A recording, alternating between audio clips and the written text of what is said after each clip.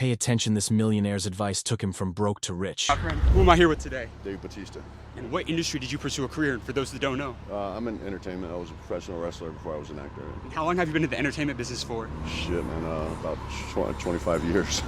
Throughout your career, what was the most amount of money that you made in a single year? Man, I'm not gonna say, but it's to me it's a lot of money, but I don't want to say it. Over $10 million? Over, yeah. That's incredible. Yeah. Do you come from a lot of money? No, I come from a single. I was raised by a single mom, and at times we couldn't even afford food. I'm from kind of the worst parts of Washington D.C., and that's kind of how I grew up until I was well into my 30s. I didn't make any money until I was well into my 30s. Yeah. What was the best advice you ever got from a mentor? If there's a lesson that a mentor. As far as financial advice? Anything, life, something that really helped you throughout your career, your life. Well, I mean, there's been a few things, especially when I was wrestling. I had a mentor named Triple H, and there was a couple things he said to me that always stuck with me. And one of the things was, when I first got there, I was so afraid. Like, I didn't want to piss people off. It was a hierarchy thing, and I was so afraid of being disrespectful or pissing somebody off. And one day he said, "Look, man, you want to make money, you want to make friends." He said, "This is a business. You got to look at it as a business. You're a business. You're your own commodity." And so I always thought about myself as my own commodity. I am my brand. And so another thing he said,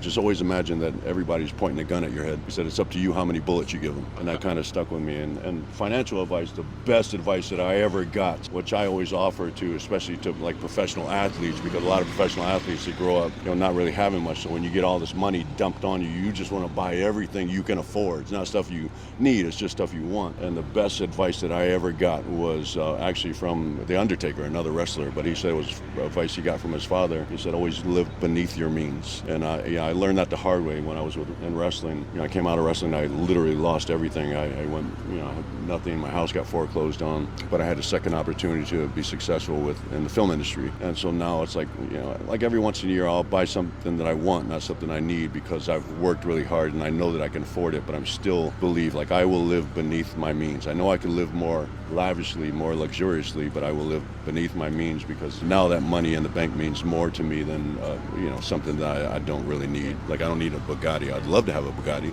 but I'm not paying $3-5 million for a car because I don't need one.